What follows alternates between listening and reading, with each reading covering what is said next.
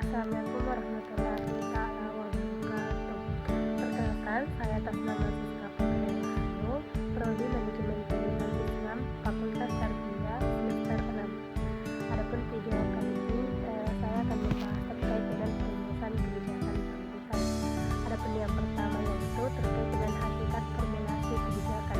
Ketika berbicara hakikat, berarti kita sedang berbicara dasar atau intisari dari topik pembahasan. Dalam pembahasan kali ini, kita akan membahas terkait dengan intisari dari formulasi atau perumusan kebijakan. Formulasi berarti perumusan, sedangkan kebijakan berarti rangkaian konsep dan asas yang menjadi garis besar dari dasar rencana dalam pelaksanaan suatu pekerjaan, kepemimpinan, dan cara bertindak tentang pemerintahan, organisasi, maupun sebagainya. Pernyataan cita-cita, tujuan, prinsip, atau maksud sebagai garis pedoman untuk manajemen dalam usaha mencapai sasaran.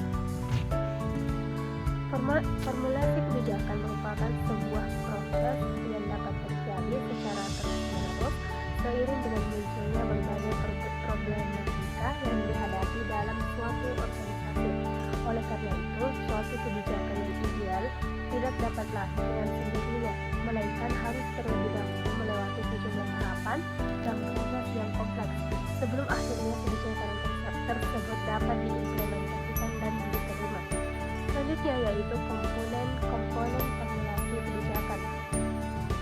Adapun komponen yang terdapat dalam formulasi kebijakan diantaranya yaitu tindakan, yang dimana tindakan kebijakan adalah tindakan yang disengaja yang selalu dilakukan secara terorganisasi dan berulang guna membentuk pola-pola tindakan tertentu sehingga pada akhirnya akan menciptakan norma-norma bertindak bagi sistem kebijakan.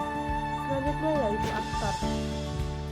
Orang atau pelaku yang terlibat dalam formulasi kebijakan akan memberikan dukungan maupun tuntunan seperti menjadi sasaran dari kebijakan yang dihasilkan oleh sistem kebijakan.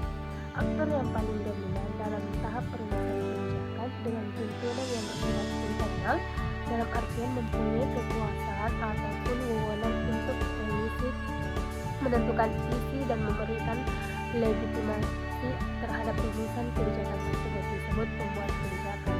Dan yang terakhir yaitu orientasi nilai. Proses formulasi kebijakan pada prinsipnya berhubungan dengan proses mengidentifikasi dan menganalisis nilai-nilai yang beraneka ragam, kemudian menentukan nilai-nilai yang relevan dengan kepentingan masyarakat. Baik, pembahasan selanjutnya yaitu proses formulasi kebijakan, yang dimana sejalan dengan pendapat